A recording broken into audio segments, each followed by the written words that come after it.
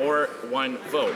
Now, if that's not trying to rig the rules in his favor, I don't know what is. So why is the Prime Minister ignoring Parliament in trying to ram through his preferred electoral system changes? The Honourable Prime Minister. Mr. Speaker, the Elections Modernization Act is a large step forward in our government's commitment to improve and strengthen our democratic institutions. We are reversing the changes brought in by the Harper Conservatives that made it harder for Canadians to vote. This legislation ensures that more Canadians are engaged, help protect the integrity of our electoral system, and gives Canadians more information as to what political parties do with their personal information. We committed to reversing the Harper Conservatives' unjust changes to the Canada Elections Act, and that is exactly what we're doing. The Honourable Leader of the Opposition. No one believes that the Prime Minister claims that he has taken action to limit government activity in the pre-election period. Spending announcements will not be limited. Ministerial travel will not be limited. What he is doing is limiting the ability of opposition parties to engage with Canadians while refusing to apply those same restrictions to his own government. If the Prime Minister wants to fix this, he has only one choice. Will he commit today to banning all ministerial spending announcements, travel and advertising during the entire pre-writ election period? I honor the Prime Minister. Mr. Speaker, not only are we pleased that we are engaging with a broad range of experts and not doing the way the Conservatives did when they brought in their attempts to improve Canada's elections in a way that advantaged them, we look forward to the discussions that will be happening at committee, and we encourage the members opposite to come forward with amendments and proposals, because unlike them when they were in power, we're open to suggestions on how to improve Canada's democracy. L'Honorable Chef de l'Opposition. Mr. Speaker, the Dogwood Initiative is a Canadian organization that actively campaigns against Canada's energy sector. Of course, the Prime Minister already knows that. He gave them a grant. They also run Get Out the Vote campaigns during federal elections. Dogwood received almost $3 million in American funding in the last 8 years. According to the former Chief Electoral Officer, when it comes to foreign funding for organizations like Dogwood, quote, once the funds are mingled with the organization in Canada, it's the Canadian organization's funds. This bill does nothing to prevent this. Why is the Prime Minister continuing to allow foreign influence on Canadian elections? Honourable Prime Minister. Mr. Speaker, again, we look forward to the members opposite bringing forward reasoned amendments and thoughtful proposals to improve further our Elections Canada's reforms. We know that it's important for Canadians to be able to trust their electoral systems, to trust in our democratic institutions, and we intend to do just that. I will highlight, however, that the Harper Conservatives were the ones who branded people as eco-terrorists and tried to limit their capacities to vote and to be heard in our public sphere. We believe in the freedom of speech. We believe in supporting a broad range of voices, but we will protect our Order. Order. I've heard a number of times, sir, from one member for Selkirk and Lake Eastman already today, and he hasn't had the floor. So I'd ask members to wait until they have the floor before they speak. The Honourable Leader of the Opposition. Well, Mr. Speaker, if he's truly interested in amendments being proposed by the opposition parties, then why did he already instruct Elections Canada to start implementing the changes? Mais le Premier ministre le sait que la taxe sur le carbone fait augmenter les prix surtout. Aussi, lorsque les entreprises doivent augmenter leurs prix, il est plus difficile pour elles d'être compétitives. Lorsque nos entreprises sont ainsi désavantagées, c'est toute l'économie qui en souffre. Le directeur parlementaire du budget prévoit même que la croissance du PIB sera ralentie. Alors pourquoi continue-t-il de cacher le véritable coût de cette taxe sur le carbone? Ce que les conservateurs, qui continuent à être les conservateurs de Stephen Harper, refusent de comprendre, c'est qu'on a actuellement, dans la situation existante, 4 de nos plus grosses provinces qui ont un prix sur la pollution et 80% de l'économie canadienne couverte par ces prix sur la pollution. Alors, la croissance économique record qu'on voit depuis quelques années se passe quand 80% de notre économie est déjà soumise à un prix sur la pollution. Donc, ils font des peurs pour rien parce qu'ils comprennent rien. Chef de l'opposition. Mr. Speaker, when it comes to not knowing anything, it's actually this Prime Minister who doesn't know how many GHGs reductions will actually be implemented by his carbon tax. But he does know the cost of it. But he's deliberately hiding that cost from Canadians. In fact, but what we do know is that the cost of everything will go up, including gasoline. Now, when it comes to higher gas prices, the Prime Minister says, quote, it's exactly what he wants. Now, we know that millionaires like the Prime Minister don't worry when it comes to higher gas costs, but hard-working middle-class families do. Why is the Prime Minister continuing to increase taxes on hard-working Canadians? Honourable Prime Minister. Mr. Speaker, unlike the previous government, we've committed to working with the provinces on a broad range of initiatives, including demonstrating that the economy and the environment go hand in hand. That's why we're working with the provinces, who will this fall bring forward their proposals on how they will approach pricing carbon pollution. We will work with them and ensure that right across the country we have systems of similar stringency and effectiveness. That fundamental respect for provincial jurisdiction and partnership was what was lacking from Stephen Harper's Conservatives. Député de Rimouski-Neigette-Mascata, les Verts. Monsieur le Président, lors de la campagne de 2015, le premier ministre a dit, main sur le cœur, qu'un gouvernement libéral allait abolir les subventions à l'industrie gazière et pétrolière. Aujourd'hui, 2 ans et demi depuis l'accession de ce gouvernement au pouvoir, rien n'a été fait. Zéro. Une transition énergétique exige qu'on s'éloigne des combustibles fossiles, pas qu'on les subventionne. Alors, est-ce que le premier ministre va être enfin transparent et révéler à cette Chambre son plan pour éliminer les subventions à l'industrie gazière et pétrolière, comme il l'avait promis en 2015? Premier ministre. Monsieur le Président, effectivement, ce qu'on a promis aux Canadiens, c'était qu'on allait bâtir une économie forte tout en protégeant l'environnement, qu'on allait générer des emplois et s'assurer que les générations futures allaient pouvoir respirer de l'air pur, boire de l'eau fraîche et être dans un environnement protégé. C'est exactement ce que nous allons continuer de faire. Nous sommes en train de démontrer que, contrairement au NPD, nous comprenons que de créer des bons emplois, de créer une transition vers une économie à faible taux de carbone et à protéger l'environnement, ça va ensemble et c'est ce que nous faisons. Député de Rimouski-Neigette-Mascata, les Verts. Président, ce que je comprends, c'est qu'un gouvernement néo-démocrate de Rachel Notley respecte ses promesses électorales. Un gouvernement néo-démocrate de John Horgan, en Colombie-Britannique, respecte ses promesses électorales. C'est ce gouvernement qui a de la misère à respecter ses promesses électorales. Et non seulement les libéraux refusent de respecter leurs engagements qu'ils ont faits aux Canadiens d'éliminer ces subventions, ils veulent maintenant indemniser Kinder Morgan pour les risques politiques que rencontre le projet Trans Mountain. On ne sait pas d'où vient cet argent et on ne sait surtout pas combien sera investi. 1 milliard, 2 milliards, 10 milliards, on ne sait pas. Et le ministre des Finances refuse de fixer un plafond. Alors comment les libéraux peuvent-ils justifier d'indemniser Kinder Morgan à coût de milliards de dollars? Le très honorable Premier ministre. Président, comme on l'a dit bien souvent, on ne va pas négocier sur la place publique. Ce que nous avons dit, c'est que nous allons nous assurer que ce projet, qui est dans l'intérêt national, se construise.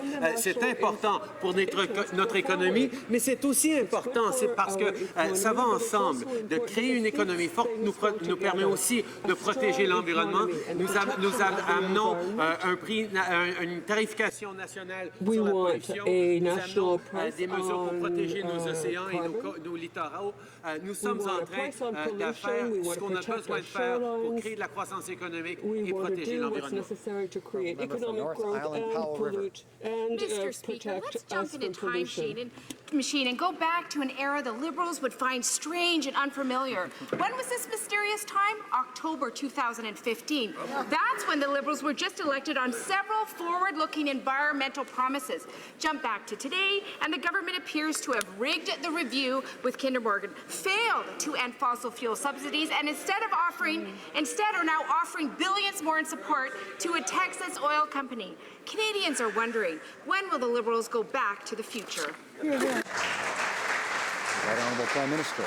In the 2015 election campaign, we did what the NDP didn't do. We promised to invest in Canadians. We promised to invest in the middle class and those working hard to join it, while they committed to balancing the budget at all costs, including through cuts. We knew that Canadians needed investments to be able to grow the economy and to be able to protect the environment, and that's exactly what we did. And on the TMX process, I'm happy to correct the member opposite. We actually strengthened the review process, added more consultation with Indigenous peoples, and involved more science and citizens. That's what we committed to Canadians. That's exactly what we're doing. Honourable Member for North Island Powell River. Well, Mr. Speaker, that's the reason that so many Indigenous communities are in court and so many people are protesting this. The Liberal plan to indemnify Kinder Morgan against losses means Canadians will be on the hook for billions of dollars. The government is trading private profit for public risk. And to make matters worse, the Liberals won't even put a cap on how much Canadian money they're willing to give to this Texas oil company. The sky is obviously the limit. How is it possible that this Liberal government can find billions for Kinder Morgan shareholders but can't find the money or commitment to end boil water advisories in Indigenous communities in this country? Honourable Prime Minister. Mr. Speaker, I'm happy to report that we are fully on track to ending boil water advisories across Canada and Indigenous communities. But my question for the member opposite is, why doesn't she listen to Indigenous voices? Why doesn't she listen to the Indigenous communities that have expressed their support for the Trans Mountain expansion? Why don't they listen to Indigenous communities that dare have differences of opinion from what the NDP, actually the NDP here, actually thinks? Because we know the NDP elsewhere can have different perspectives. We ask them to actually respect the broad range of voices. L'honorable député de Louis Saint. Honourable member. Alors. Order, please. L'honorable député The de Louis honourable Saint. member for Louis Merci, Monsieur le Saint-Laurent. Président. Monsieur le Président, Thank il y a you, des Mr. choses qu'on sait, il y a des choses qu'on ne sait pas concernant la taxe libérale sur le carbone. Ce que l'on sait, c'est que la taxe libérale sur le carbone va donner un coup de frein à l'économie canadienne de 10 milliards de dollars. C'est le vérificateur général qui nous dit, le directeur parlementaire du budget qui nous dit ça. Ce qu'on ne sait pas, par exemple, c'est que ça va coûter combien aux contribuables, la taxe libérale sur le carbone, et on ne connaît pas non plus l'impact que ça va avoir sur les émissions de gaz à effet de serre. La question est fort simple au Premier ministre. Pourrait-il nous dire la taxe libérale sur le carbone va baisser de combien les émissions de gaz à effet de serre? How much will it reduce greenhouse gases? The honourable minister of the environment. C'est que les changements Mr. climatiques sont Speaker, réels. what we Ce que know nous is that savons climate que change le is prix sur real, le carbone, and we ça know fonctionne. that a price Si on on regarde l'exemple carbon de la works. Colombie-Britannique, If we look at ils ont British pu réduire Columbia, leurs they've been émissions able de gaz à to effet de reduce serre their et greenhouse accroître leur gases économie. Il y a maintenant grow their 80% des economy. Canadiens qui ont un prix sur le And carbone now, et les économies 80% of d'Ontario, Canadians are living Québec, with a carbon la tax, Colombie-Britannique Quebec, et British Alberta, Columbia, ils sont Ontario, accroissent le and plus Alberta. vite dans le pays. And Alors ça their fonctionne, economies on are va growing the continuer fastest. d'attaquer au changement So we're going to climatique, on va continuer continue to d'accroître deal notre with économie. climate change. The honourable member for Louis Saint-Laurent. Mr. Speaker, what we know is that the Liberal Party is refusing to tell Canadians how much this carbon tax will cost. In the Globe and Mail said that those who don't agree with the Liberal government, well, they just don't get answers. There was an association of insurance companies who got an answer from an assistant to the Minister of Finance, and they said, stop playing around with us. Come and testify in committee instead of making us talk to senators. Now, will you finally come clean with Canadians? The Honourable Minister of Finance. Well, I'd like to tell my colleague that this is not accurate. There's never been a group of an interest group or an individual who's been told that they have to appear before a committee or deal with parliamentarians. We are open and ready to engage with all Canadians, all stakeholders, in order to hear a variety of points of view. Today we learned that a Fisheries and Oceans memo from 2016 revealed that the carbon tax will, quote, degrade our fishing sector. It'll mean that fishing families who are trying to earn a living doing difficult work already will have to pay more and more to fuel their vessels, and that this will put them at a competitive disadvantage with other countries around the world. how much will this new national Liberal carbon tax cost the average Canadian fishing family? Minister of Environment. Thank you, Mr. Speaker. We have been a strong supporter of fishermen and women across the country. When we look at putting a price on pollution, provinces are the ones taking a leadership role. If you look at the context of BC, the fishing industry has grown. While there's been a price on pollution, emissions have gone down and the economy has grown. That is exactly what we want to do, but it's up to provinces to determine how to address any concerns they have, including in the fisheries sector. The honourable member for Carleton. The question was how much the carbon tax would cost the average Canadian fishing family. No answer. The carbon tax cover-up continues. The government admits that gas prices will go up at least 11 cents a litre, that it will cost, on average, about $200 more for Canadians to heat their homes.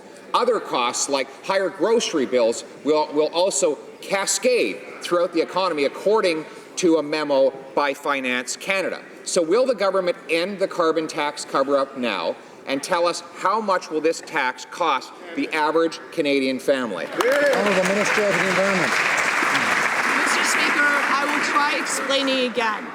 Right now, 80% of Canadians live in a province where there's a price on pollution, a price that has been put there by the provinces. Ontario, Quebec, British Columbia, and Alberta.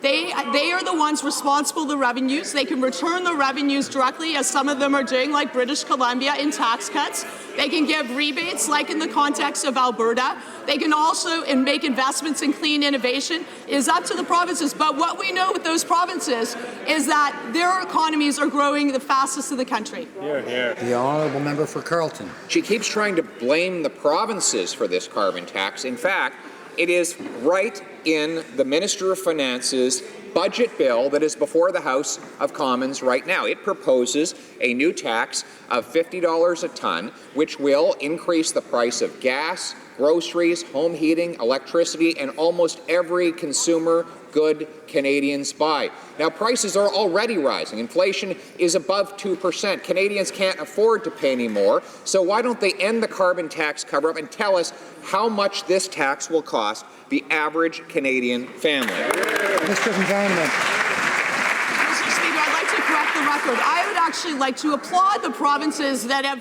stepped up and put a price on pollution, a price on what you don't want, pollution, so you can get what you do want, less GHGs and clean innovation. But you know what Canadians are really asking? What is the Conservative plan? Honourable member for Carleton. Well, our plan actually reduced greenhouse gases while reducing taxes at the same time.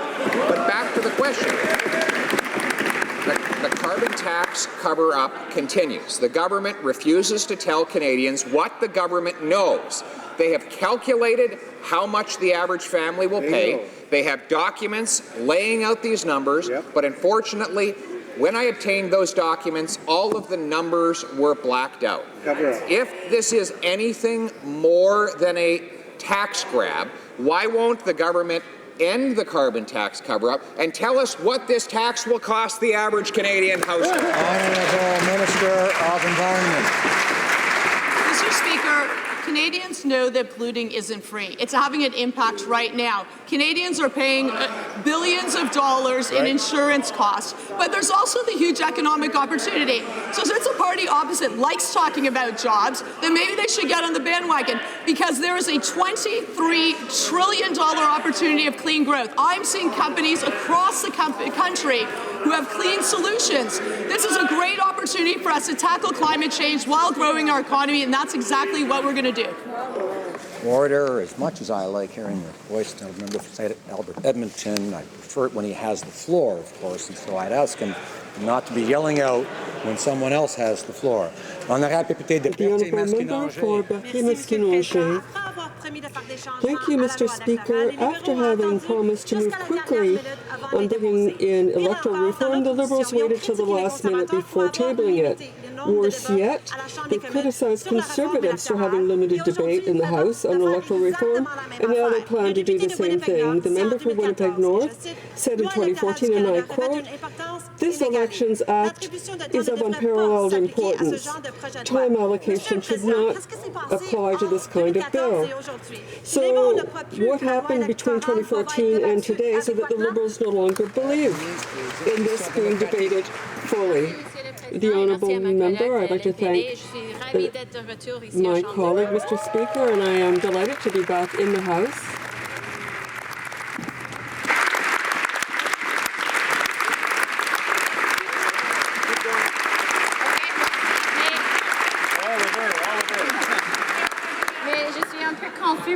Yes, I'm rather confused because we didn't limit debate on this important act.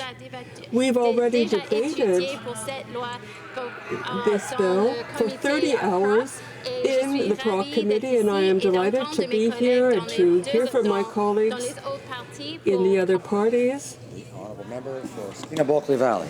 Our elections are the very foundation of our democracy, and the laws that govern them for generations were never forced through by any government without support and proper debate, up until Stephen Harper came in with his Unfair Elections Act, where he went going alone and then bullying Parliament, and the Conservatives were lambasted and then thrown for office. Canadians and even Liberals condemned the actions of that former government, yet now in power, Liberals are threatening to do the exact same thing. Lord knows Canadians have learned to tolerate a lot from Liberals, but a hypocrisy they won't stand. Why won't they work with us rather than bullying us? Because surely Stephen Harper isn't the standard. Honourable Minister of Democratic Institutions. My colleague, I look forward to working with him on this bill. And I'm glad he brought up the Unfair Elections Act, because Bill C-76 does so much to reverse the changes that were put in place that limited democracy, that limited people's rights to vote. And we are looking forward to working with our colleagues in the NDP to make sure that we can encourage more people to vote in Canada, get young people voting, encourage women to run for politics, and ensure that we're doing to protect the integrity of our electoral system. Thank you, Mr. Speaker. Honourable member for Thornhill.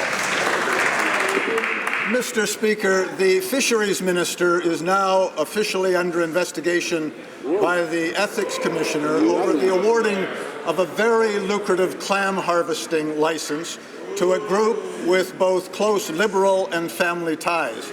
Will the Prime Minister do the right thing, remove this minister from the file, and restart the process? The Honourable Minister of Fisheries.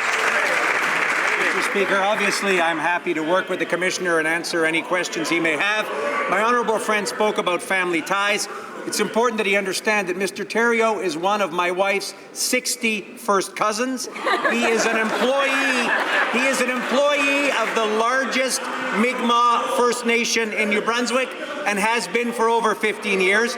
Chief Sauk has publicly said that Mr. Theriault was not involved in any way in preparing their submission, and he will not be benefiting in any way whatsoever. This was about improving access for Indigenous communities, and we're proud of that decision. Honourable member for Thornhill. And they got a contract, Mr. Speaker, without a boat. Now, Mr. Speaker, this Liberal government's keeping the Ethics Commissioner hopping.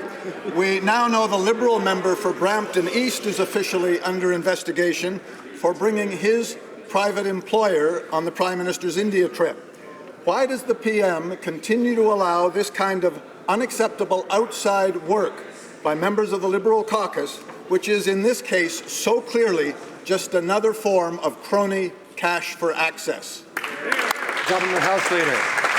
Mr. Speaker, as the member knows, the member has addressed this issue. He consulted with the office and continues to work with them. We believe that members of Parliament from all sides should work with the Commissioner in a cooperative manner, and that's exactly what the member is doing. Thank you, Mr. Speaker. L'honorable député de Richmond-Athabasca. The honourable member for Richmond-Athabasca. Mr. Speaker, after the Finance Minister was found guilty of conflict of interest and the Prime Minister found guilty of 4 cases of conflict of interest during his trip to the private island of the Aga Khan. We now learn that the Minister of Fisheries is helping out his friends and family in awarding fishing permits. This is called influence peddling. The Prime Minister, is he going to do what any good manager would do in these circumstances and take this file away from his minister and start anew? Mr. Speaker, I am obviously ready to work with the Commissioner and to answer any question. My colleague referred to a member of the family of my wife. I should specify that he is one of the 60 first cousins of my wife. It is also a member of the Mi'kmaq Nation, a chief, who said publicly that he did not take part in preparing the Five Nations statement and that he will not profit in any way from the process. The Honourable Member, Mr. Speaker, the problem is that this is not an isolated case. I repeat, the Minister of Finance, the Prime Minister, the Minister of Fisheries and Oceans. We're going back to the sponsorship scandal, and now we see that the member for Brampton is also under investigation for conflict of interest for having invited a business partner to official events during the calamitous trip by the Prime Minister to India. Will the Liberal government respect the most elementary rules of ethics and conflict of interest? The Honourable Member. With respect to this file, the Honourable Member has been in contact with the Ethics Commissioner and will be ready to cooperate and follow her advice, ready to work with the Commissioner, and in respect of this work, we will respect their work in Parliament. Mr. Speaker, over the weekend, Saudi Arabia arrested 7 women's rights activists, some of whom visited here in Ottawa for the One Young World Summit in 2016. As Canada continues to ship arms to Saudi Arabia, and as this government appears to be celebrating its Canada-Saudi Arabia relationship, who's defending human rights in Saudi Arabia? Is there anyone on the Liberal side who will speak up for the rights of women, Saudi women, and to live without fear of this government? Honourable Minister of Foreign Affairs. I'd like to say to this House and to the Honourable Member, Mr. Speaker, that yes, there is. I'm prepared to speak up for Saudi women, and I think our entire government is. We are extremely disappointed by the arrest of civil society and women's rights activists in Saudi Arabia. These arrests are inconsistent with the Saudi government's stated commitment to create a more tolerant and open society. And I raised our human rights concerns directly with the Saudi foreign minister in Bangladesh earlier this month. We will always promote the rights of women and girls. Député de Laurier-Sainte-Marie. The Honourable Member for Laurier-Sainte-Marie. Mr. Speaker, last week, after the Israeli army killed more than 60 Palestinians and injured thousands others, including a Canadian doctor, the Prime Minister finally called for an independent investigation into what happened in Gaza. Then on Friday, his ambassador in Geneva opposed a UN resolution establishing an independent investigation. So, which is it, Mr. Speaker? Does the PM support an independent investigation into the violence in Gaza or not? Yes. Honourable Minister of Foreign Affairs. Mr. Speaker, we were very clear. Canada is an unfailing friend of Israel. We have also been very clear on the fact that the excessive use of force is unacceptable. That is why we support a neutral investigation process to shed light on the situation in Gaza. Canada is prepared to work with its international partners. In keeping with our government's policy of not supporting resolutions that unfairly single out Israel, we did not support a clearly biased resolution at the UN Human Rights Council. Honourable Member for West Nova. Thank you, Mr. Speaker. More Canadians are touched by family law than any other area of law. Thanks to data from the 2016 census, we know that as many as 2 million Canadian children live in separated or divorced families. Yet family laws in Canada have not been substantively amended for over 20 years. Can the Minister of Justice please explain how Bill C-78 will strengthen and modernize the family justice system in Canada? Honourable Minister. Well, thank you, Mr. Speaker, and I would like to thank my colleague from West Nova for the question. This morning, I was pleased to introduce Bill C-78 and the accompanying charter statement. We know that separation and divorce impact the lives of millions of Canadians and can be challenging for families, particularly for children. That is why Bill C-78 focuses on, one, the best interests of the child first, reducing conflict, addressing family violence, and encouraging parents and former spouses to meet their family support obligations. Thank you, Mr. Speaker. Honourable Member for Lakeland. Mr. Speaker, the deadline for the Trans Mountain expansion is only 9 days away. Kinder Morgan never asked for tax dollars or a federal backstop. They just wanted an end to ongoing delays and roadblocks. The Prime Minister's failure of leadership caused this crisis. Canada's former ambassador to the U.S. says it's making Canada a, quote, laughing stock in the world. It's a massive blow to investor confidence in Canada. Will the Prime Minister finally admit his failure is jeopardizing future private sector investment in major energy infrastructure in Canada? Honourable Minister of Natural Resources. We say as often as the honourable member rises in this House that this Trans Mountain expansion project is going to create thousands of jobs, is going to open up our resources to export markets. No one feels comfortable that 99% of our export of oil and gas goes to one country, the United States, nor do they feel comfortable that we're losing about $15 billion a year in revenue, much of that revenue that could be used by governments to fund schools and hospitals and other public services. We agree the line should be built. The Honourable Member for Lakeland. Well, then they need to get it done. But, Mr. Speaker, the livelihoods of hundreds of thousands of Canadians are at stake in the Finance Minister's Trans Mountain gamble. Now he plans to risk tax dollars and pension funds. But the Finance Minister says it won't cost taxpayers, while the Infrastructure Minister says Canadians won't know how much it will cost after there's a deal. Kinder Morgan, meanwhile, says there's still no deal. The Liberals promised a law, but time is running out. It's a gong show, and it's undermining Canada's reputation and economic stability. Why do the Liberals keep driving investment and jobs out of Canada? Honourable Minister of Natural Resources.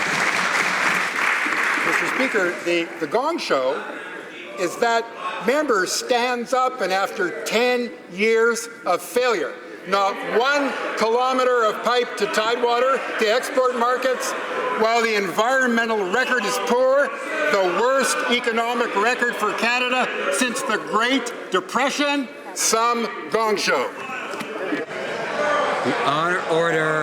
Order. The Honourable Member for Foothills. Mr. Speaker, Canadian farmers want to know why the Liberals forced them to suffer through a debilitating grain backlog.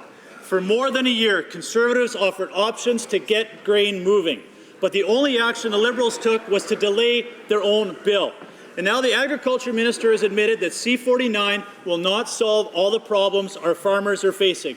No own motion powers and no true extended interswitching. Why is the Minister of Agriculture not fighting for the provisions in C-49 that our farmers are asking for so they don't have to face this crisis again? Honourable Minister of Transport. Mr. Speaker, I really can't believe what I've just heard from the Harper Conservatives, who for 10 years did not do a single thing to modernize freight rail legislation to allow our grain to move far more effectively. In fact, they have voted against Bill C-49 on every possible occasion and have caused an additional 11-day delay because they didn't want to let it pass on the 11th of May. And they call themselves Friends of the Farmers. It is total hypocrisy. The Honourable Member for Carlton Trail, Eagle Creek. Thank you, Mr. Speaker. I can tell you this, farmers know who their true friends are. Captive shippers in the Maritimes are feeling shortchanged by this Liberal government. The Minister of Transport claims his new long-haul interswitching remedy is key for captive shippers in Canada, but is not extending it to New Brunswick and Nova Scotia. Yet, all of the Liberal MPs from those provinces haven't said a word. Why is this Prime Minister treating captive shippers in the Maritimes so unfairly? Minister of Transport. Mr. Speaker, Bill C-49 is a very well-balanced bill, and if you look at it and understand it in detail, 90% of the measures are to give shippers an advantage.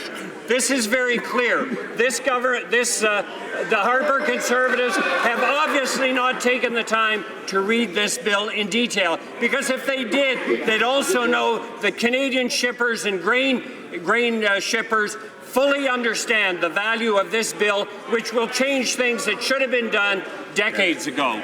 The honourable member for Salaberry-sur-Roi.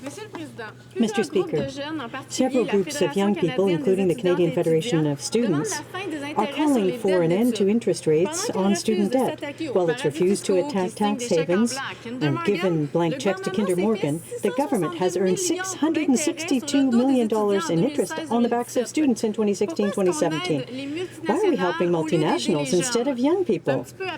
That's a bit absurd. In 2011, the government waived interest rates for part-time students. Will the Minister for Youth today waive interest payments on loans for all students? The Honourable Minister. Canada's prosperity depends on Canadians getting the education that they need to succeed, and unlike the opposition parties who campaigned on cuts, in fact, our government is investing in Canadians, and that's why we've increased the amount of support for Canada student grants by 50%. That's why we're ensuring that no student has to repay their Canada student loan until they make a minimum of $25,000 a year, that we've expanded Canada's student grants and loans for part-time students, for students with dependent children, and we've launched Skills Boost, which allows older students to access Canada's student loans and grants and get the support that they need to join the workforce.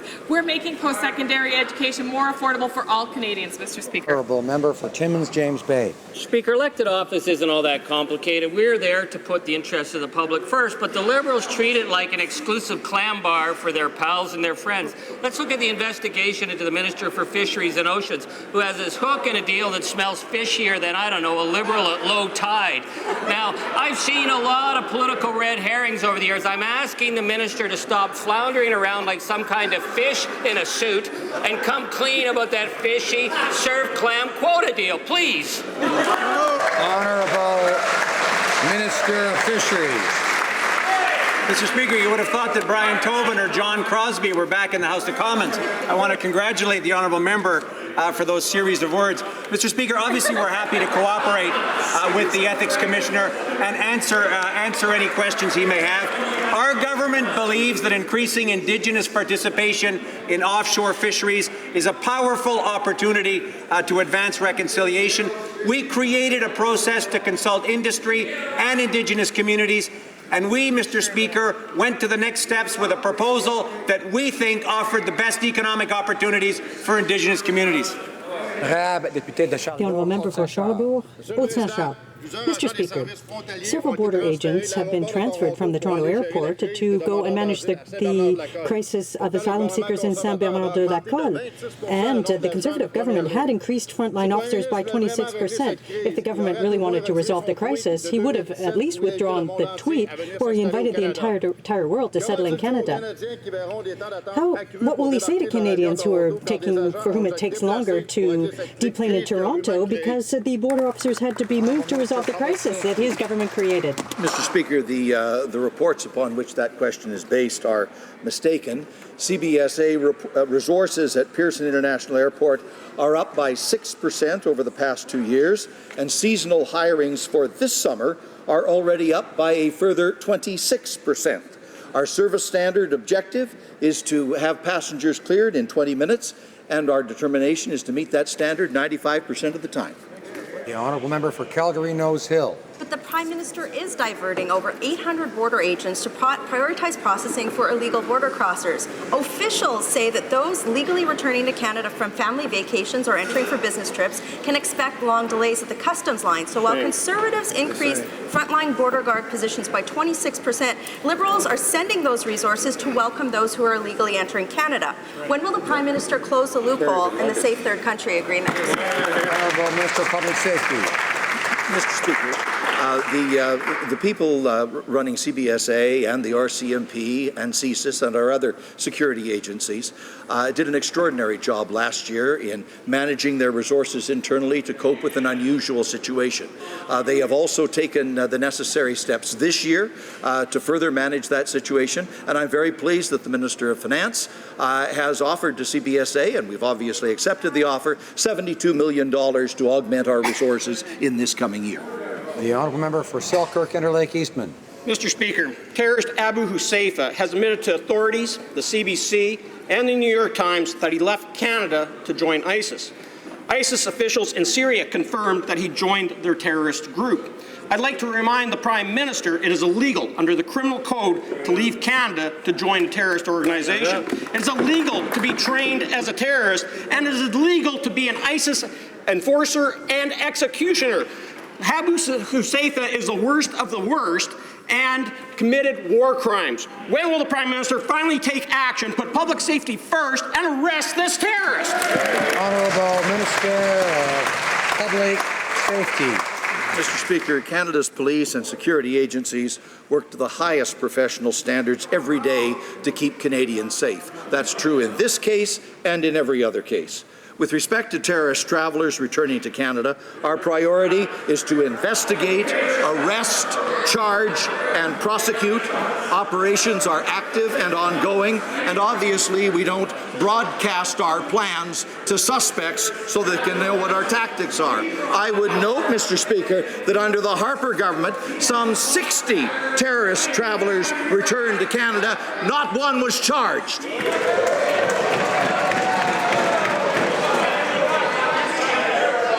Order. The member for Durham will come to order. The member for Kelowna Lake Country. Mr. Speaker, last week the Government of Canada received a request from the province of British Columbia to support their effort in responding to seasonal flooding. As a result, members of the Canadian Forces were dispatched to a number of places throughout the province to include the Okanagan, Grand Forks, and the Lower Fraser Valley. Can the Minister of National Defence inform this House how our Canadian Forces members are contributing to the flood mitigation effort? Thank you, Mr. Speaker. The Honourable Minister. Mr. Speaker, I want to thank my colleague from Kelowna Lake Country for the support that he has provided to his constituents during this difficult time. The safety of Canadians is our number one priority, and our government stands ready to offer assistance during times of crisis. Yesterday, I was in the Okanagan with my colleague to tour the affected areas.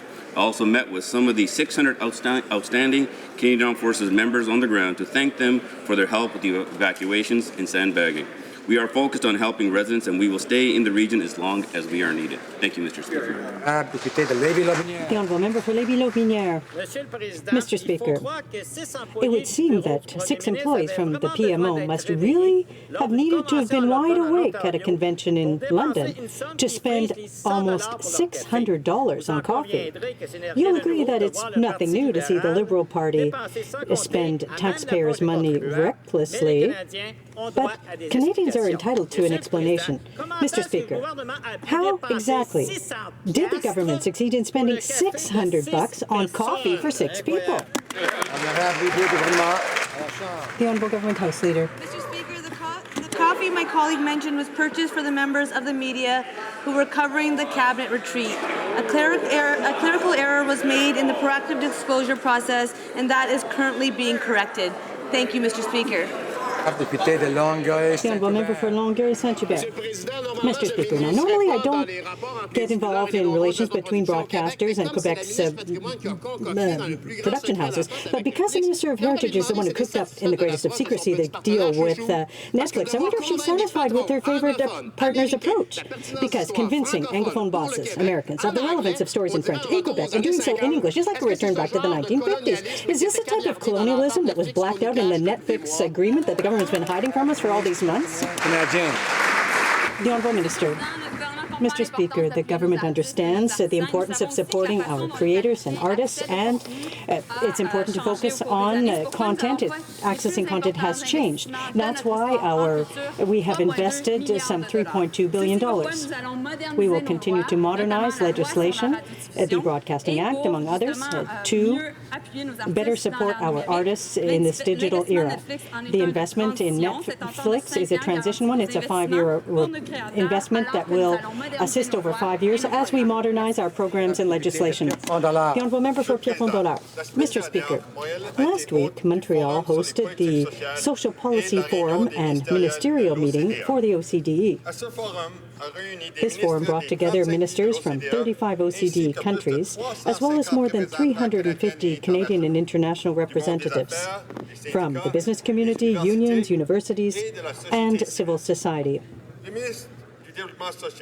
Could the Minister for Social Development tell this House how the Social Policy Forum promotes policies that will give all fair and equal choices to succeed? The Honourable Minister. I'd like to start by congratulating the member for Pierrefonds-Dollard for his hard work for his constituents. As part of the historic agreement last week, the Secretary General of the OECD said this of Canada. The Prime Minister's leadership, the leadership of the government in social policy benefits all, and it's a source of inspiration for other OECD member nations. Canada is proud to be part of the OECD and to share with other member nations how economic growth can benefit all. Thank you, Mr. Speaker.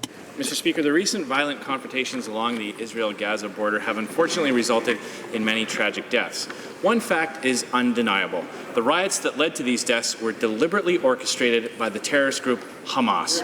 Unfortunately, last week in a statement, the Prime Minister ignored Hamas's involvement and instead unilaterally blamed Israel, the most democratic, pluralistic nation in the region. Will the Prime Minister apologize for his poorly worded statement, join me in condemning the role Hamas played, and if so, what took him so long? Honourable Minister of Foreign Affairs.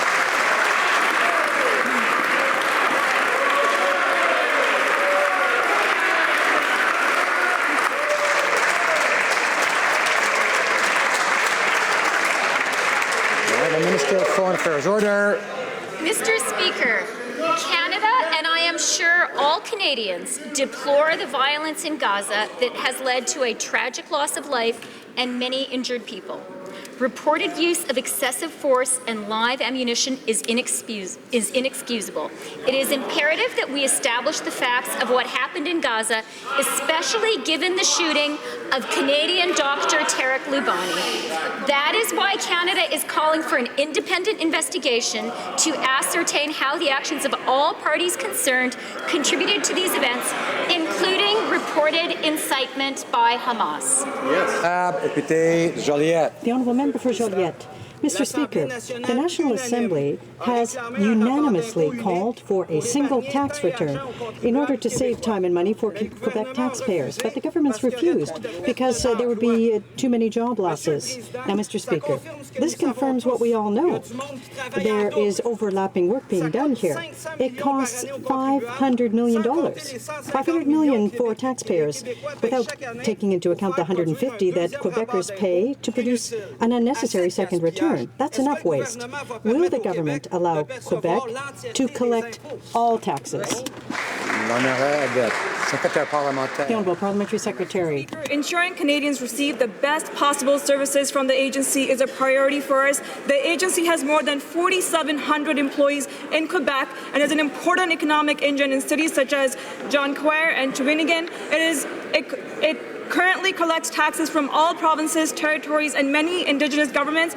Our government is putting a number of measures in place to facilitate tax filing for all Canadians. We are always open to working with Quebec government to ensure that services offered to Quebecers. Thank you, Mr. Speaker. The Honourable Member for Joliette. Mr. Speaker, we know the Liberals aren't concerned about spending. $500 million to pay for a duplicate service is a waste of money, and it's also a waste of staff. The Minister could, for example, lend those employees to the pay service. They appear to need help with Phoenix. Or she could have them investigate companies that are cooking up schemes to hide their money in tax havens. Or she could ask them to register our most vulnerable seniors for the GIS. Why is the Minister so bent on throwing this money out the window against Quebec's unanimous will? Secretary to the Minister of National Revenue. Mr. Speaker, as I just mentioned, ensuring Canadians receive the best possible services from the agency is a priority for us. The agency has more than 4,700 employees in Quebec and is an extremely important economic engine in cities such as Jancoire and Shawinigan. It currently collects taxes from all other provinces, territories, and many Indigenous governments. Our government is putting a number of measures in place to facilitate tax filing for all Canadians, Mr. Speaker, and we're always open to working with the Quebec government to improve the services offered to Quebec people. Honourable member for Regina Louvain. Mr. Speaker, last week the government announced that it will indemnify the Trans Mountain expansion. Kinder Morgan had contracted to build most of the project using steel pipe manufactured in Regina, which is cleaner and safer than offshore steel. To support Canadian jobs, will the government make its indemnity conditional upon any potential investor in Trans Mountain upholding the existing commitment to use Canadian-made steel? Honourable Minister of Natural Resources. Mr. Speaker, as the honourable member knows, the contracts have already been awarded, and this is very important for Canadian industry, but particularly important, I might say, for his home province of Saskatchewan and the city of Regina. We're very pleased that the economic development benefits for this project will extend right across the country, and notably in Regina and in Saskatchewan. It being 3:09 p.m., the House will now proceed to the taking of the deferred recorded division on the motion to concur in the 15th report of the Standing Committee on Citizenship and Immigration. Call in the members.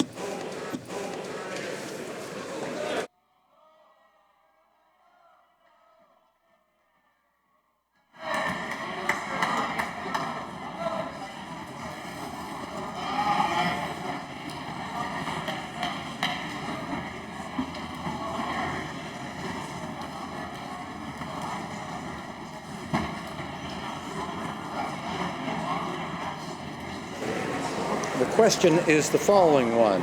Ms. Kwan, seconded by Ms. Blaney, North